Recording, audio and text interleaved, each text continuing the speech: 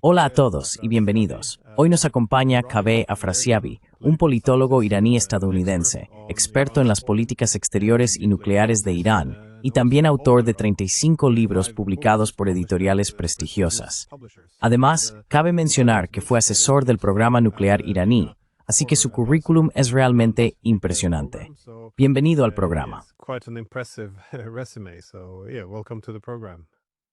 Muchas gracias. Es un placer estar con vosotros hoy.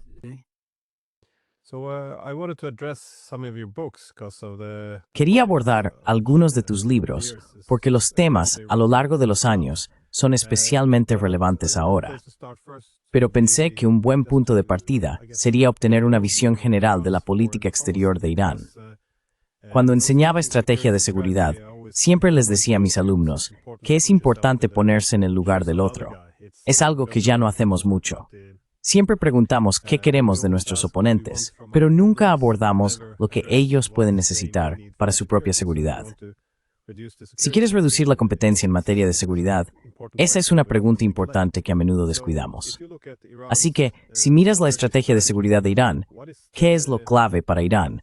Quizá no tanto contra Israel, pero al menos contra Estados Unidos. A menudo es más débil militar y económicamente. Para un país como Irán, está bajo una enorme presión y amenazas por parte de Estados Unidos.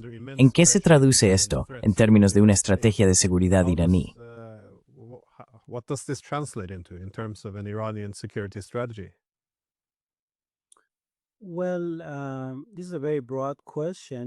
Bueno, esta es una pregunta muy amplia. He escrito, no sé, 8 o 9 libros sobre las políticas exteriores y nucleares de Irán, empezando por Después de Jomeini, Nuevas direcciones en la política exterior de Irán, que se publicó exactamente hace 30 años. Y en ese libro profundicé en lo que llamo la doble orientación de Irán, basándome en parte en las ideas de Michel Foucault, quien visitó Irán y demás. Por cierto, he escrito una obra de teatro sobre Foucault en francés, que espero que su audiencia pueda leer, porque en esa obra he revisitado las principales controversias sobre Irán y las cuestiones clave que rodean a Irán.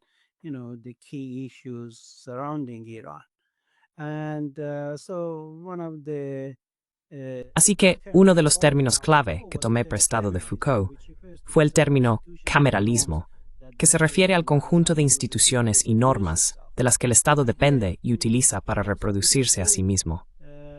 Aquí, en relación con la revolución histórica de 1979 que derrocó al Estado cliente de Estados Unidos, el régimen del Shah, observamos una doble orientación en el sistema post-revolucionario, una interrelación entre la razón de Estado y la razón de la revolución.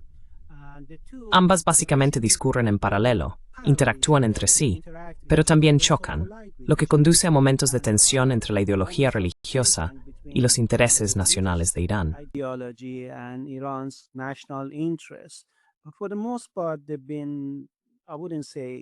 Pero en su mayor parte han estado, no diría completamente en armonía, pero sí alineados entre sí.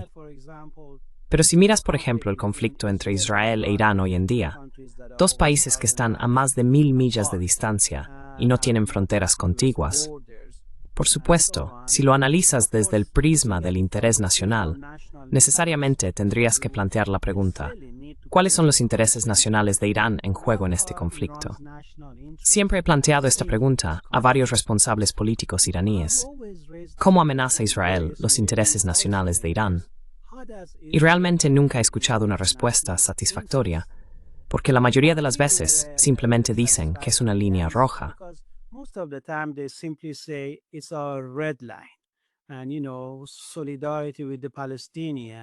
Y, ya sabes, solidaridad con los palestinos y demás. Pero todo eso se basa en la razón de la revolución, no en el interés nacional y la doctrina ideológica religiosa del Estado. Como resultado, hay un déficit básico de motivación respecto al conflicto o la hostilidad de Irán hacia Israel, porque desde la perspectiva o el punto de vista del interés nacional, simplemente no veo mucha justificación para ello. Pero sí la veo desde el punto de vista de una perspectiva ideológica religiosa.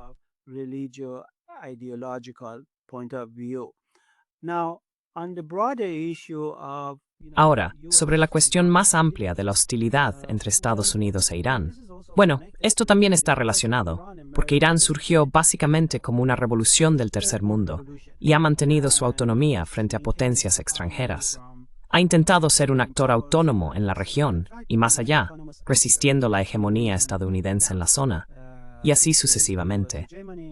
En ese proceso, por supuesto, ha chocado con Estados Unidos y su conjunto de intereses de seguridad nacional en la región en general. Así que esa es la raíz fundamental del conflicto entre Estados Unidos e Irán.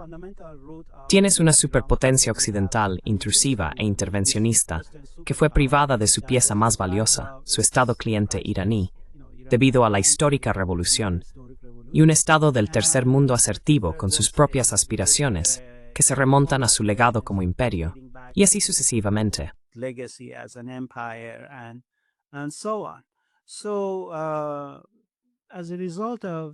Como resultado de estos intereses en conflicto, hemos sido testigos de unos 46 años de tensión y conflicto entre estas potencias, que ahora han culminado en este ataque no provocado y la invasión de Irán, ya que también se trató de una incursión terrestre en Irán.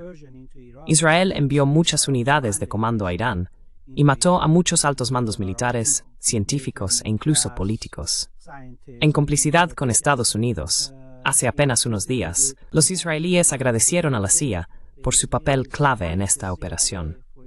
Así que hay mucho que no sabemos sobre este conflicto, pero podemos dar por hecho que existió una gran sinergia operativa y cooperación entre Estados Unidos e Israel.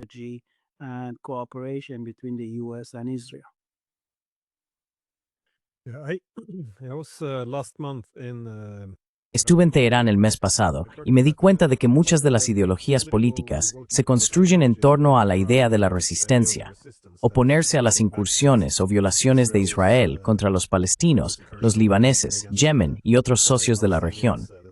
Pero, dado este fuerte enfoque, me pregunté qué ocurriría si todo esto terminara mañana, porque gran parte del pensamiento político está organizado en torno a ello. Tenía curiosidad. Si no está realmente vinculado a intereses más amplios y claros, existe cierta dependencia de la resistencia al papel de Israel en la región.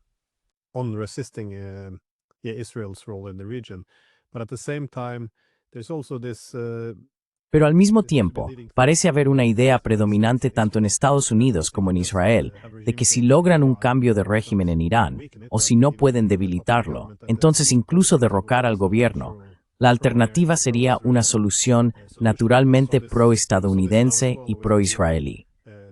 Lo hemos visto ahora también con la guerra, los ataques a Irán, donde se asumía que bombardeando un poco, el gobierno se tambalearía y entonces toda la gente saldría a derrocarlo. Parecía muy equivocado.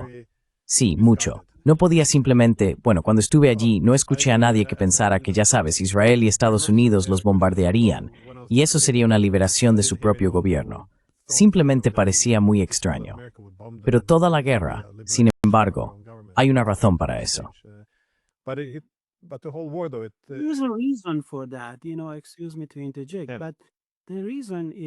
Perdón por interrumpir, pero la razón es que existe una constante e interminable demonización de Irán, como resultado de la cual no hay una evaluación u observación objetiva de lo que está ocurriendo en Irán.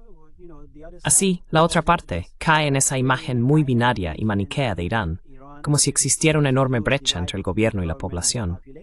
Pero eso no es necesariamente así. Has estado en Irán y sabes muy bien que el gobierno cuenta con una base popular como resultado de sus políticas populistas. La mitad de su presupuesto se destina al gasto social, subsidios para alimentos, combustible, vivienda, etc. Y existe todo un conjunto de instituciones paraestatales, los bonyads, que apoyan a muchas personas, en su mayoría de clase baja, que son leales al sistema.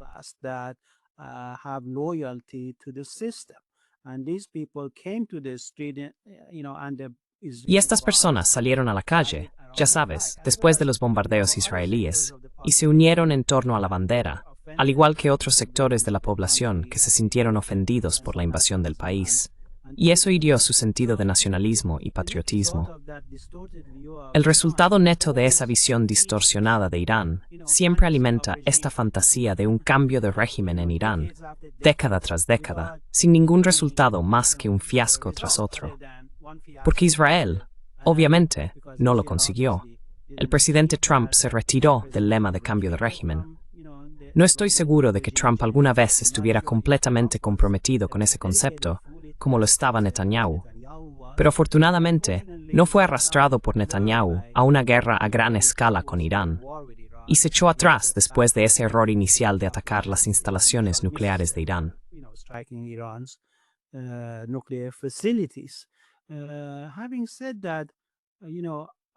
Dicho esto, creo que existe un elemento de sobrecompromiso con estos asuntos extraterritoriales por parte del gobierno iraní, especialmente con la causa palestina, más que los otros 22 estados árabes y cualquier otro estado de la región. Como resultado, hay un sentimiento creciente de resentimiento entre muchos iraníes de que los intereses nacionales de Irán están siendo sacrificados en favor de este exceso de compromiso con otras causas. Mi intuición es que, una vez que se asiente el polvo y la gente empiece a hacerse preguntas importantes, como por qué estamos luchando contra Israel y demás, podría surgir un movimiento en Irán para desvincular al país de este tipo de comportamientos fuera de sus fronteras, que resultan en un sobrecompromiso muy costoso con causas ajenas a los intereses nacionales estrictos de Irán.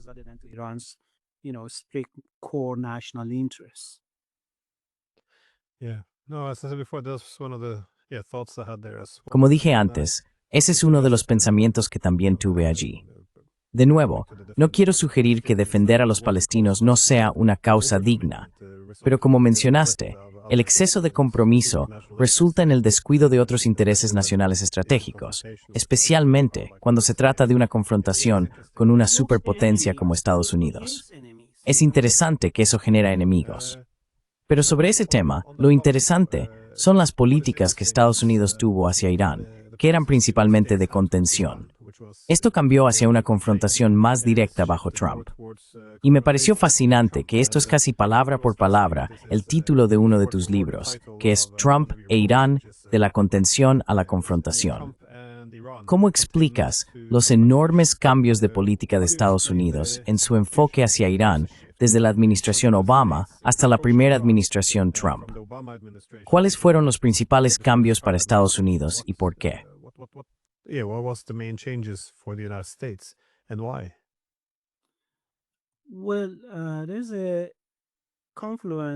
Bueno, hay una confluencia de factores que entran en juego al responder a tu pregunta. Por supuesto, la orientación política y, ya sabes, la división faccional entre demócratas y republicanos. Obama realmente no tenía, ya sabes, una perspectiva estratégica sobre Irán. Tenía una visión ad hoc de hacer un acuerdo nuclear sin extenderlo a una normalización de relaciones con Irán. Y eso también fue ingenuo porque la cuestión nuclear está orgánicamente interconectada con una serie de otros temas, como la seguridad nacional de Irán y demás. Así que compartimentar y tratar estos asuntos como cuestiones independientes sin un enfoque más holístico es contraproducente, como se ha demostrado en la práctica. Is counterproductive and has been proven in action. And when Trump took over, he was under the influence. Y cuando Trump asumió el cargo, estaba bajo la influencia de muchos halcones neoconservadores que llevaban tiempo clamando por una confrontación con Irán. Y Trump, debido a la naturaleza de sus donantes judíos y demás, les debía favores. Por lo tanto, eso explica en cierta medida el cambio y la discontinuidad hacia un enfoque más confrontativo, que desde el principio tenía las semillas del cambio de régimen y la confrontación militar incrustadas en la campaña de máxima presión. Pero por supuesto, se contuvo por diversas razones y luego salió a la luz hace apenas unos días.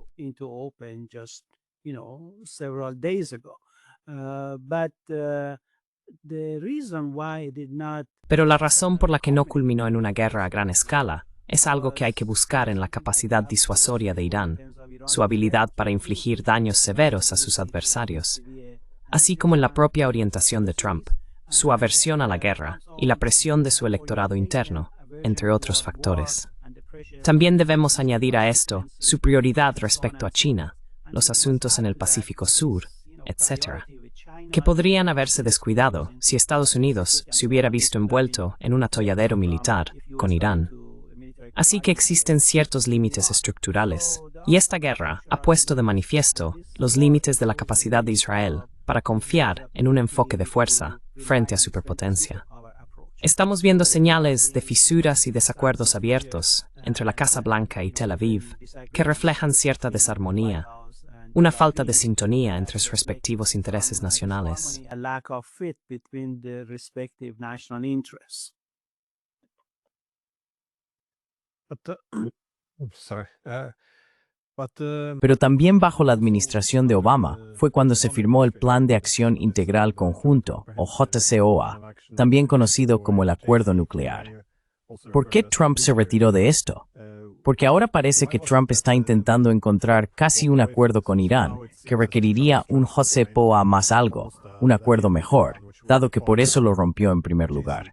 Pero por supuesto, hay muchas personas, yo incluido, que son muy escépticas sobre si es posible conseguir un acuerdo más favorable. ¿Pero por qué? Dado que la cuestión nuclear está muy presente, al menos en las razones oficiales por las que Estados Unidos tiene un problema con Irán, se puede argumentar que es más una tapadera para un objetivo más amplio de debilitar a Irán. Pero, en cualquier caso, la diplomacia tiende a centrarse en la cuestión nuclear. ¿Por qué pasaron de este extremo, de Obama dispuesto a firmar un acuerdo con los iraníes, a Trump retirándose unilateralmente e incluso presionando a los europeos para que hicieran lo mismo?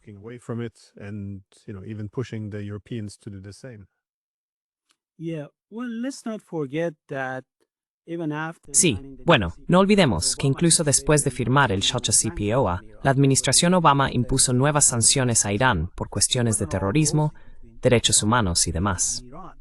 Así que no todo fue un camino de rosas entre la administración Obama e Irán. Trump hizo de su oposición al JCPOA un tema clave de su campaña y como resultado logró movilizar el voto judío. Como recordarás, hubo una oposición muy fuerte por parte del primer ministro Netanyahu. No había consenso en su gobierno sobre este tema. Debo añadir, su ex asesor de seguridad nacional, de hecho, estaba a favor del JCPOA. Sin embargo, Netanyahu hizo de esto una prioridad para intentar convencer a Estados Unidos de que era un mal acuerdo. Hizo hincapié en las cláusulas de caducidad y todo lo demás, y básicamente logró convencer a Trump de que era un mal acuerdo, que no era de interés para Estados Unidos, etc.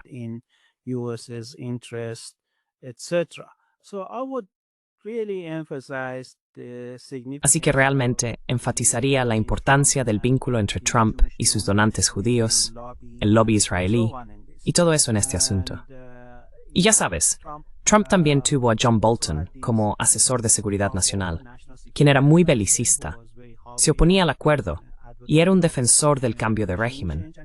De hecho, estuve en el mismo programa que él con Piers Morgan el otro día, cuando Piers Morgan emprendió una campaña de difamación muy inhumana y cruel contra mí. Como paréntesis, sabes, la situación en la guerra hoy es tan compleja que el analista o el observador acaba involucrado en el conflicto desde la periferia. Así que las líneas de batalla no solo se trazan en la región, sino también más allá, en los programas de tertulias y en las páginas de opinión de los periódicos, etc. Y ya sabes, siento personalmente mucha tensión como resultado de hablar en contra de esta guerra ilegal e intentar defender los intereses nacionales de Irán lo mejor que puedo.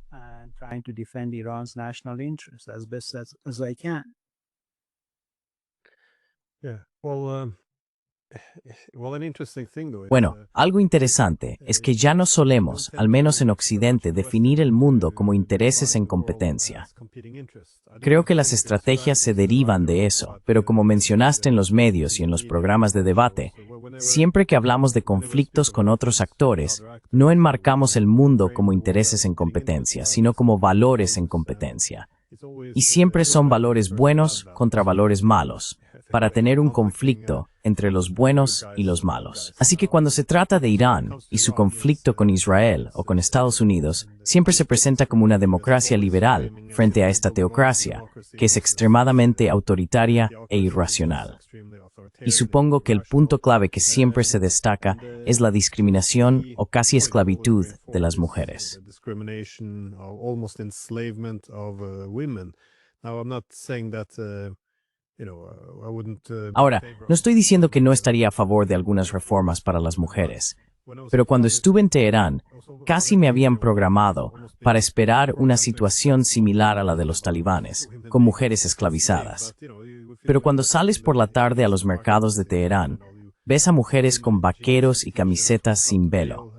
La mayoría sí lleva velo, pero la idea, la imagen que se presentaba sobre Irán frente a la realidad, estaba muy exagerada en cuanto al grado en que las autoridades religiosas imponen restricciones en público.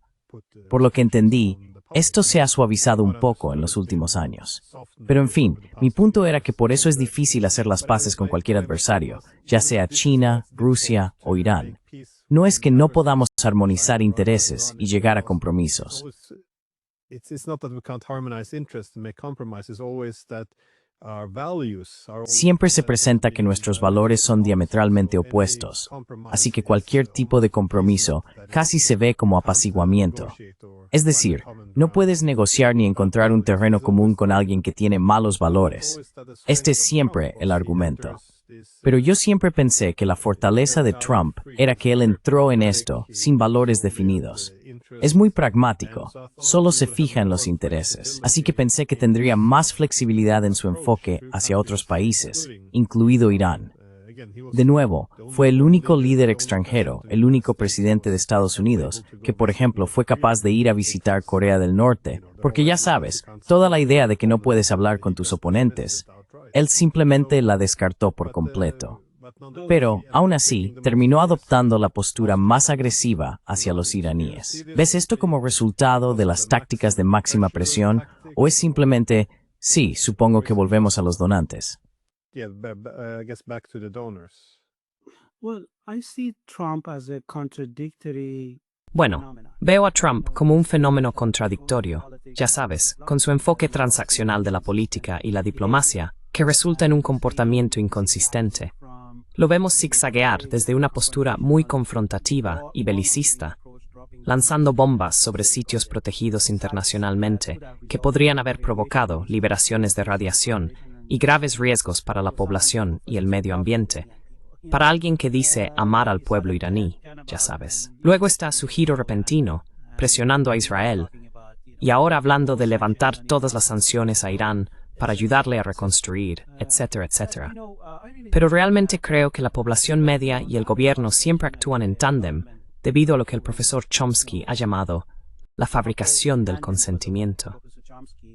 Has called manufacturing consent, and we've seen that in the Y hemos visto eso en el comportamiento de los medios de comunicación tradicionales, no solo en Estados Unidos, sino también en Europa Occidental.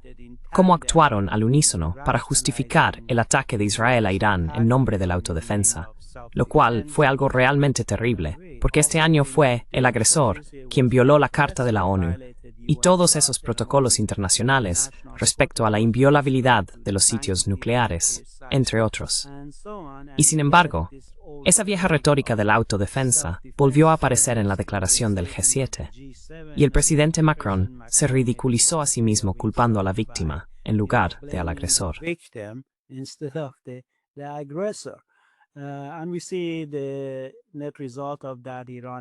Y vemos el resultado neto de eso.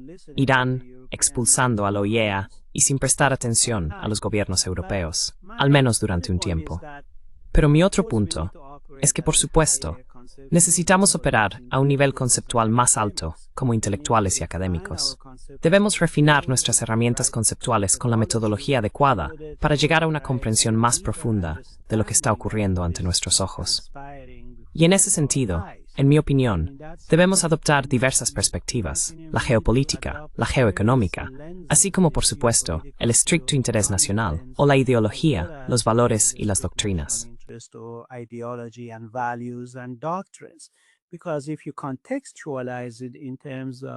Porque si lo contextualizas en términos de perspectivas geoestratégicas e intereses en juego, por supuesto, Irán forma parte del sur global. Es miembro de la Organización de Cooperación de Shanghái, miembro de los BRICS, de la Unión Económica Euroasiática, y existe un acuerdo de libre comercio entre esta e Irán. Y además, es un centro de transporte para China, que lanzó su ferrocarril desde China hasta Irán mucho antes de que comenzara esta guerra. Y una de las primeras cosas que bombardeó Israel fue ese ferrocarril, precisamente para torpedear lo que está ocurriendo en relación con las ambiciones de China en la región. China's ambitions in the region. So you cannot disconnect these dimensions. Así que no se pueden desconectar estas dimensiones del conflicto, que también son muy pertinentes, creo yo, para los propios cálculos geopolíticos de Irán sobre si deberían o no entrar en la guerra. Porque supongamos que hubieran tenido éxito y hubieran logrado crear un vacío de poder similar al de Libia en el flanco sur de Rusia, en un momento en que Rusia está luchando en Ucrania y depende de Irán como socio estratégico. Esto habría sido un gran revés geopolítico para Rusia. Por eso creo que Rusia, lenta, pero seguramente, se inclinó hacia la asistencia a Irán y la implementación de los términos de su acuerdo de asociación estratégica que se firmó en enero pasado.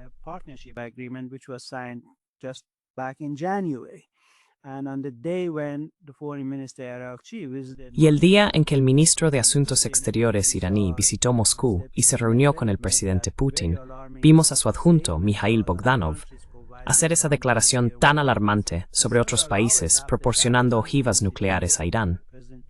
Y varias horas después, no por casualidad, el presidente Trump pidió la paz. Así que la premisa de Israel y Estados Unidos era que, mediante tácticas y maniobras excepcionales, serían capaces de dejar de lado a Rusia y China, los socios estratégicos de Irán en este conflicto, y ver a Irán pulverizado mientras ellos permanecían como observadores neutrales. Eso no era más que una fantasía. China estableció de inmediato un corredor aéreo con Teherán.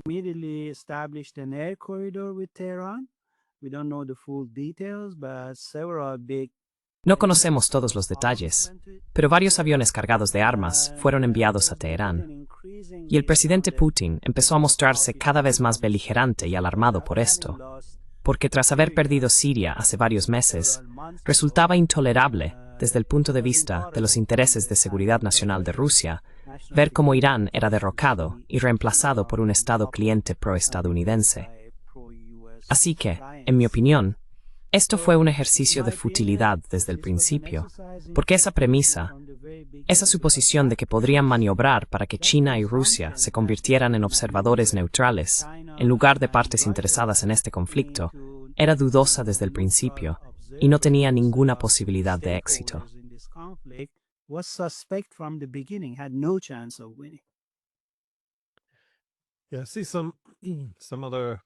Sí, veo algunos otros paralelismos entre Rusia e Irán en este sentido, porque en Europa ha existido desde el final de la Guerra Fría el deseo de crear de nuevo una Europa sin los rusos.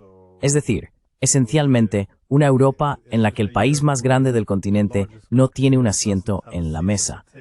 Pero aún así queríamos que los rusos siguieran las decisiones tomadas por instituciones de las que no forman parte.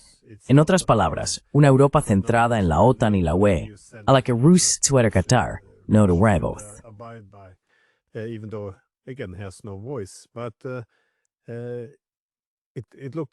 Pero parecía que muchas de las políticas, incluidas las relativas a Ucrania, tenían un propósito, muy parecido al de la guerra de Crimea de mediados del siglo XIX, de empujar a Rusia hacia Asia para darle menos influencia y un papel menor en Europa, pero aún esperando que mirara hacia Occidente en busca de liderazgo y como el único socio fiable. Has mencionado los BRICS y la OCS.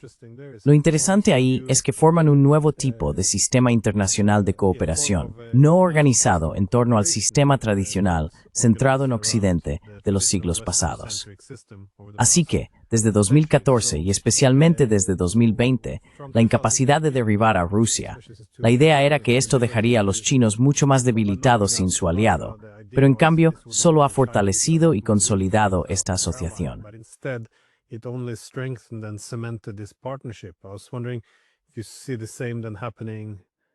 Me preguntaba si ves que está ocurriendo lo mismo con Irán. porque al menos por lo que escucho de la gente en Moscú, ellos también están atrapados en la suposición de que uno de los objetivos de Estados Unidos, al menos, es que si logran derribar a Irán, crear suficiente caos, esto desestabilizaría todo el formato de integración euroasiática, es decir, la asociación con China y Rusia. Y en cambio, interrumpiría este nodo central clave en esta gran asociación euroasiática. Pero ahora vemos, como has dicho, que los rusos y los chinos se están vinculando aún más estrechamente con Irán para evitar que Estados Unidos lo sabotee. ¿Ves o esperas que la posición de Irán dentro de los BRICS y la OCC y toda esta asociación con Moscú y Pekín salga fortalecida como resultado de esta guerra?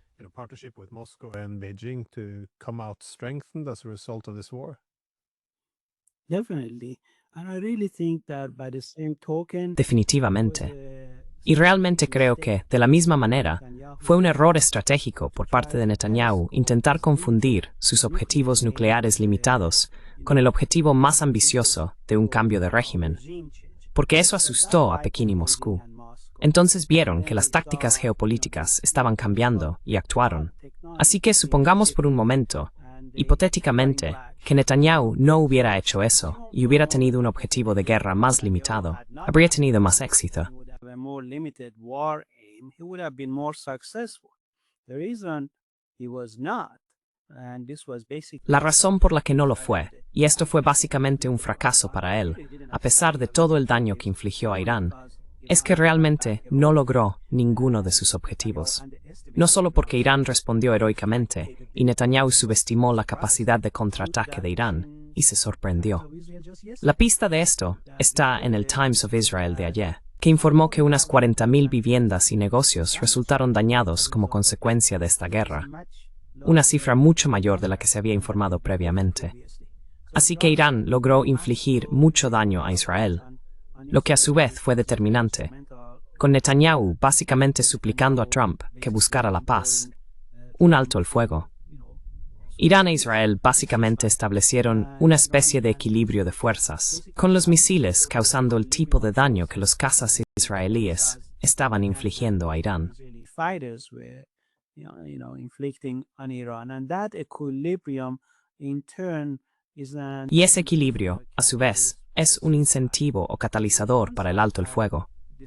Porque si una de las partes tuviera una ventaja desproporcionada, como pensó Israel al inicio de la guerra, imagino que este alto el fuego sería mucho más frágil. Pero se mantiene como resultado del papel único de estabilidad hegemónica del presidente Trump, y preveo que eso persistirá. No sé si desembocará en una paz duradera. Probablemente habrá más guerras en la sombra entre Irán e Israel, quizás conflictos de baja intensidad, pero no veo que vuelvan a una guerra a gran escala, porque ambas partes están básicamente agotadas. Así que en mi opinión, no hay un ganador o vencedor neto en este conflicto. in my opinion, there's no net winner or victor in this conflict. It was, in some sense, a draw, and both sides. Fue, en cierto sentido, un empate. Y para ambos bandos, fue un juego en el que todos perdieron, si me preguntas. En cierto modo, Irán, por supuesto, tiene motivos o espacio para celebrar, porque resistió el embate, contraatacó heroicamente y derrotó los siniestros objetivos de cambio de régimen y el desmantelamiento del programa nuclear iraní. Nada de eso ocurrió. Pero ir más allá y declararse vencedor, a la luz de todos los daños que vemos en todo el país, y que tardarán mucho tiempo en reconstruirse, es cuestionable.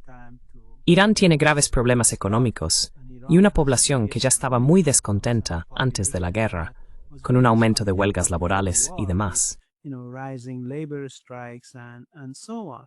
So those outstanding issues will come to haunt the government. Así que esas cuestiones pendientes acabarán persiguiendo al gobierno tarde o temprano, y tiene que mostrar señales de compromiso y flexibilidad.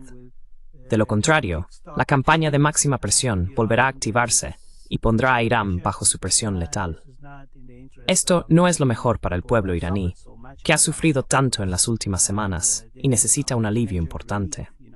Los sectores más duros en el poder, que se han envalentonado con esta guerra, y como sabes, ha habido un traslado de poder de Jamenei a la Guardia Revolucionaria durante la guerra, también se enfrentan a un dilema, porque esta guerra y el ambiente de emergencia que ha creado son contraproducentes para los intereses reformistas. Counterproductive to the reformist interests, and it on the short term, A corto plazo, ya sabes, esto permite que los sectores más radicales dicten la agenda.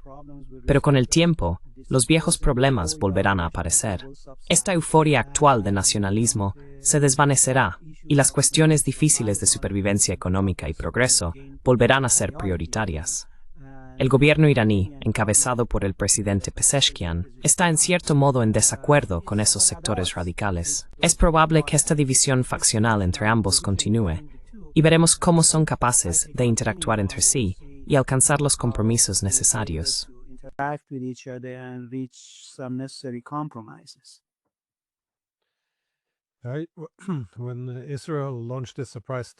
Cuando Israel lanzó un ataque sorpresa contra Irán, el principal argumento que surgió fue que si te opones o lo criticas, entonces eres anti-israelí o incluso antisemita. Pero si observas el resultado de este ataque, como has dicho, con Irán siendo capaz de enfrentarse a Israel, sale algo fortalecido, e Israel parece mucho más débil, especialmente en lo que respecta a su cúpula de hierro y sus defensas. Si la intención era crear divisiones dentro de la sociedad iraní, creo que esto en realidad atrae un apoyo al gobierno. La posición en Netanyahu se debilita. Netanyahu's position has been weakened. Israel's economy, I think, will suffer. Creo que la economía de Israel sufrirá no solo por los daños a su infraestructura y refinerías de petróleo, sino también por el éxodo de muchos jóvenes talentosos que han abandonado el país. Por supuesto, también se puede considerar el declive del control de armas y del derecho internacional.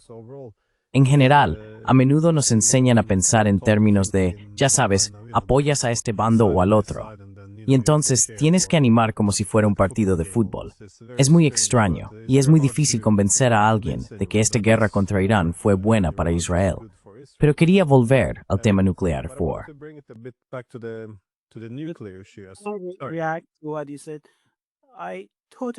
¿Cómo reaccionarías a lo que has dicho?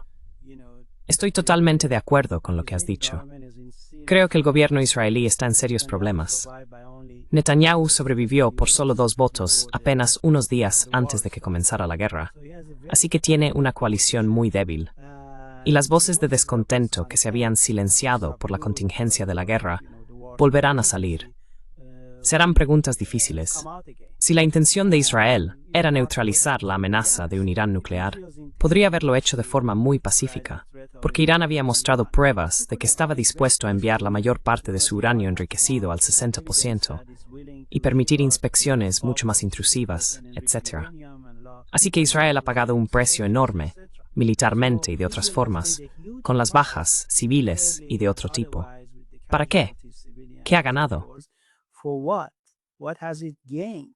Few months of delay in Iran's program. Unos pocos meses de retraso en el programa de Irán, y un Irán tan enfadado que ahora se vuelve más hermético, expulsando a la OIEA, probablemente dejarán de lado sus dudas respecto a la adquisición de una bomba nuclear. Así que, enormes y graves errores por parte de Netanyahu, que pensó que podría convencer a Trump para una invasión a gran escala y un cambio de régimen y demás. Así que, sin haber logrado ninguno de sus objetivos declarados, creo que la verdadera crisis, la crisis política, está en Israel, no en Irán, donde la gente no se está convirtiendo de repente en adoradores de Jamenei otra vez. En cambio, hay un culto a la personalidad reforzado como resultado de la rígida resistencia de Jamenei contra los enemigos invasores.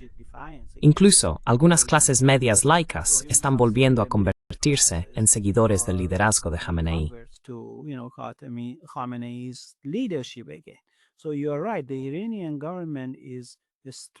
Así que tienes razón, el gobierno iraní se ha fortalecido.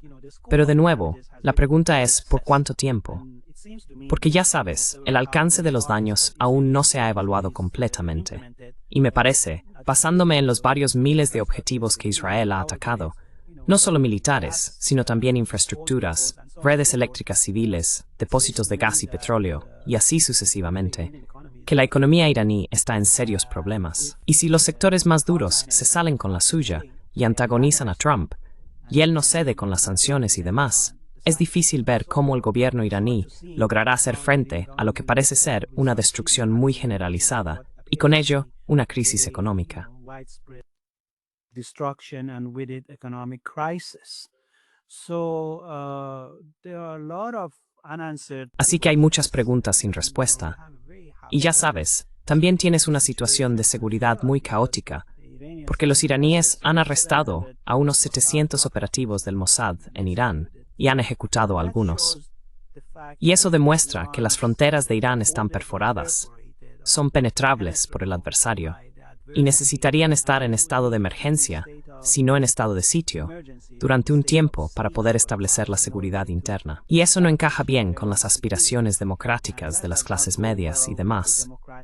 Pero este estado de emergencia probablemente se prolongaría mientras tengamos un alto el fuego inconcluso y la posibilidad de un nuevo conflicto entre ambas partes. Possibility of renewed conflict between the two sides. I guess with yeah, I know the population has been becoming Sé que la older, población se ha ido envejeciendo un still poco, with a relatively pero aún young así, population, con una población relativamente joven y un alto desempleo, supongo que los crecientes problemas económicos podrían ser bastante desestabilizadores. Pero quería preguntarte sobre lo que ocurrió con la política de Estados Unidos durante la guerra, porque al principio, Estados Unidos intentó fingir que Israel actuaba por su cuenta, y luego Trump intervino, y casi se jactó de haber dado luz verde a todo el asunto. Después lo intensificó, intervino y, por supuesto, atacó directamente a Irán. Dijo que no habría alto el fuego, que la única forma de acabar con el conflicto sería la rendición incondicional de Teherán, y luego, rápidamente, terminó. And then quickly it ended. He called for a ceasefire. He even scolded the Israelis. Pidió un alto el fuego. Incluso reprendió a los israelíes por lanzar demasiadas bombas antes del alto el fuego. Y ahora ha declarado la victoria y quiere que todo el asunto desaparezca. ¿Cómo explicas ese cambio en Washington? Porque teniendo en cuenta que esta guerra solo duró, ¿qué fueron? 12 días. Hubo muchos giros y vueltas casi de un día para otro. ¿Se basó esto simplemente en la suposición errónea de que Irán podría ser derrotado más fácilmente y cambió de opinión? ¿O cómo explicas este cambio? Sí, es una guerra muy extraña para quienes la observan. ¿Cómo puedes explicar la posición de Estados Unidos? How can you explain the U.S. position? Well, I think that this is one of those cases. Bueno, creo que este es uno de esos casos en los que nuestra conclusión debe esperar al paso del tiempo y a que salga información más concreta sobre lo que realmente ocurrió. Sin embargo, podemos hacer algunas suposiciones provisionales y tentativas sobre este asunto. La rapidez con la que Trump se contradijo y zigzagueó de una postura a otra ha sido realmente asombrosa y sorprendente. Sin embargo, a estas alturas, está algo claro que existían las reglas de la diplomacia y su utilidad como herramienta de engaño para actuar como catalizador del ataque sorpresa israelí contra Irán. Y ahora sabemos que ha habido una gran participación de Estados Unidos, facilitando este ataque con su personal en Israel. La implicación de la CIA y mucho más que desconocemos, pero que podemos asumir con seguridad que formaba parte del rompecabezas. Parts of the puzzle. Okay, so, if you look at, the map and all. Si observas el mapa y todas las piezas del rompecabezas, faltan muchas. Pero las que encajan todas apuntan en una dirección. La complicidad de Estados Unidos e Israel como socios amiento de este ataque, y luego la implicación gradual de Estados Unidos, que fue frenada y revertida por una razón u otra. Una de ellas siendo errores militares y estratégicos sobre la capacidad de Irán, las amenazas a la economía global, y así sucesivamente, planteadas por la capacidad de Irán de bloquear el estrecho de Hormuz y de atacar los depósitos de petróleo de los aliados estadounidenses en la región. Y todos estos otros elementos disuasorios con los que Irán jugó cuando Estados Unidos entró en escena.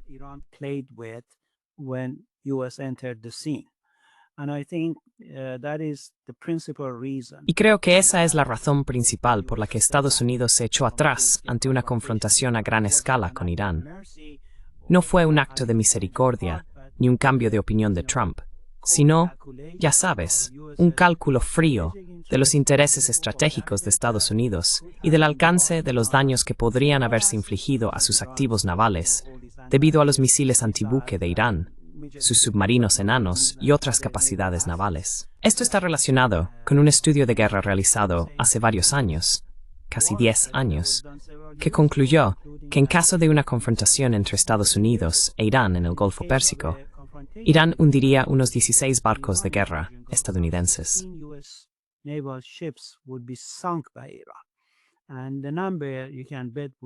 Y puedes apostar que la cifra sería mucho mayor hoy en día como resultado de la destreza naval de Irán. Así que creo que ese elemento disuasorio, junto con ciertas ambigüedades por parte de Estados Unidos, en cuanto a, ya sabes, por qué nos estamos involucrando en esto y cuál es nuestro objetivo final, no se correspondía plenamente con las ambiciones regionales de Netanyahu. Por eso creo que esta falta de encaje y armonía entre Estados Unidos e Israel también fue un factor que contribuyó en gran medida. Lo vemos en las acciones posteriores de Trump, reprendiendo a Israel, ordenándole que detuviera sus ataques contra Irán y haciendo gestos amistosos hacia Irán.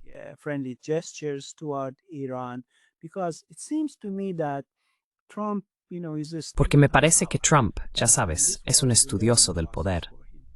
Y esta guerra fue un proceso de aprendizaje para él. Empezó elogiando a Israel y terminó elogiando a Irán.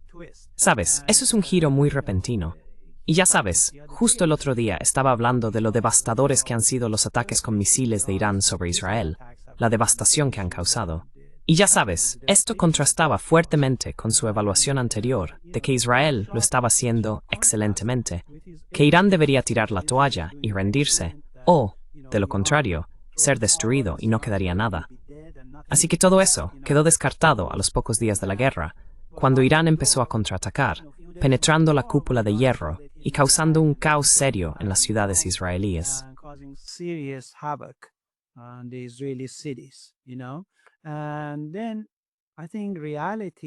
Y luego, creo que Trump se dio cuenta de la realidad, de que esto no era lo que esperaba. Y ahora tiene una apreciación renovada o nueva del poder iraní, que no creo que tuviera hace 2 semanas.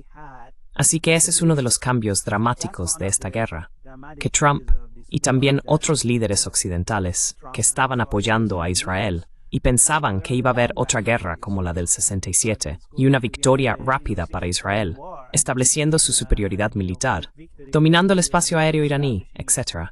Al final, todo eso se desvaneció. Y terminamos, como dije, básicamente con un empate y la destrucción del mito de la invencibilidad militar de Israel. Y ese es uno de los resultados netos de esta guerra, que perseguirá a Israel durante años.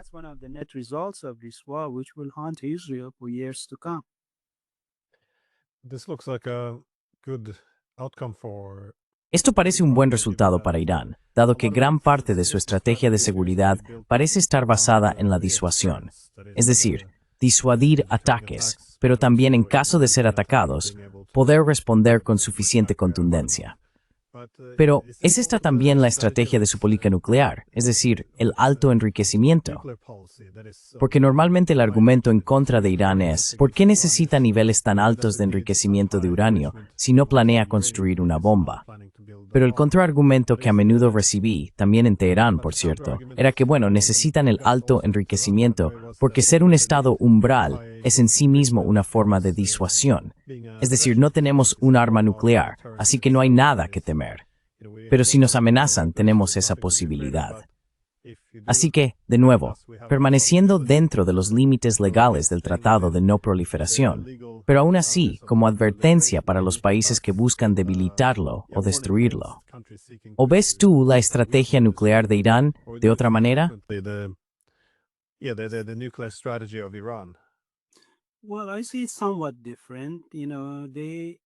Bueno, yo lo veo de manera algo diferente. Sabes, la explicación oficial iraní ha sido que existen algunos usos médicos para el enriquecimiento al 60%, como isótopos médicos e imágenes, etc. También creo que Irán tenía en mente las negociaciones nucleares y quería utilizar el 60% como palanca para un intercambio con el levantamiento de sanciones. Porque cuanto mayor es la amenaza, mayor es la disposición de la otra parte a ceder en algunos puntos.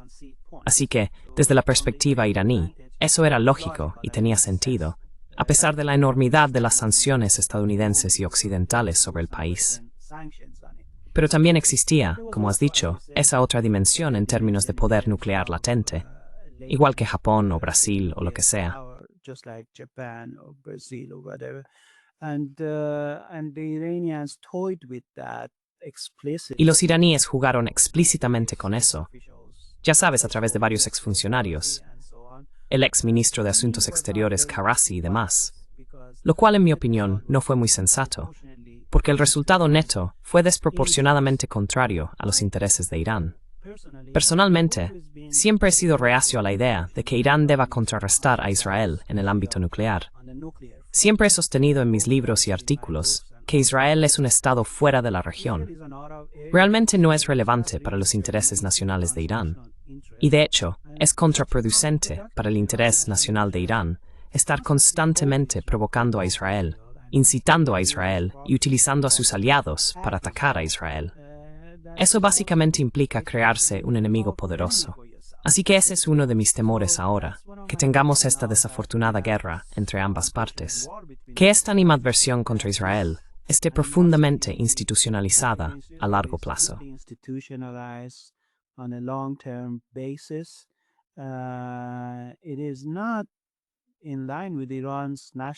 No está en línea con los intereses de seguridad nacional de Irán. Mi esperanza era que pudiéramos alcanzar algún tipo de acuerdo nuclear, un desenganche o desvinculación gradual de Irán del conflicto árabe-israelí, y que Irán centrara su atención en su región inmediata. Irán tiene unos 15 vecinos y países cercanos. Israel no es uno de ellos. La prioridad debería ser la regionalización, el desarrollo económico y el progreso. Lamentablemente, eso se ha desvanecido como resultado de este conflicto, que una vez más centraliza la importancia de Israel en la perspectiva de seguridad nacional de Irán para los próximos años. Así que es un desarrollo muy negativo que, en mi opinión, no se ajusta a los intereses nacionales básicos y fundamentales de Irán.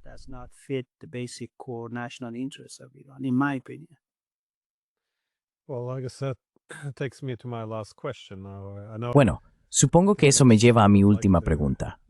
Sé que a los académicos no les gusta mirar en su bola de cristal y predecir el futuro, pero ¿qué espera que ocurra ahora? ¿Qué podemos esperar en las próximas semanas y meses? Usted dijo que no espera una guerra a gran escala. Por otro lado, esto fue, en cierta medida, difícil y humillante para Israel. Y también era la única oportunidad de eliminar a Irán. Entonces, ¿el conflicto va a seguir latente de forma más encubierta o va a ser más a través de intermediarios? Porque el problema de Gaza no está resuelto. Yemen no está resuelto. Líbano, Siria, hay muchas áreas posibles de conflicto. Así que, ¿qué cree que ocurrirá en las próximas semanas o meses?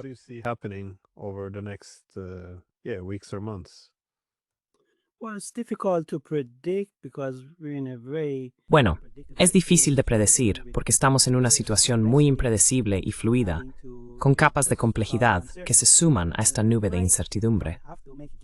Si tuviera que hacer una suposición, diría que no veremos la reanudación de un conflicto abierto entre Irán e Israel en un futuro próximo, ni tampoco veremos una paz duradera. Así que el actual statu quo, muy frágil y espinoso, probablemente se mantendrá durante algún tiempo, y se transformará en conflictos de menor escala a través de, ya sabes, proxies y operaciones especiales, y cosas así.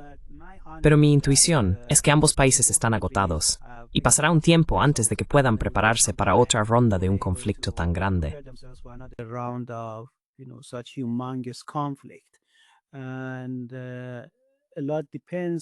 Mucho depende del papel catalizador de otras potencias, principalmente Estados Unidos, para lograr una paz duradera y actuar como mediador. Pero realmente se necesitaría un enfoque equilibrado hacia ambos países, en lugar de ser partidista con un lado e intentar intimidar al otro para que se someta. Si el presidente Trump es sensato al respecto, mantendrá ese equilibrio para evitar la reanudación del conflicto, fomentar la desescalada, algunas medidas de fomento a la confianza que contribuyan a un entorno regional más estable y tranquilo.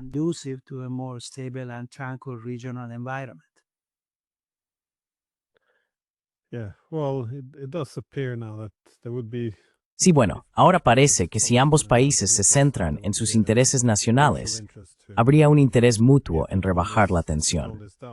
De hecho, he escuchado el mismo argumento de un exdirector del Mossad, no recuerdo su nombre, que dijo, después de que los chinos impulsaran la paz o la mejora de las relaciones entre los saudíes e Irán, que si los árabes ya no van a ser anti-iraníes, ¿por qué deberíamos serlo nosotros? ¿Cuáles son nuestras verdaderas diferencias con Irán que no puedan superarse? Supongo que si ambos países dejaran de obsesionarse el uno con el otro y también evitaran estos conflictos por poderes, podría haber algo de esperanza ahí.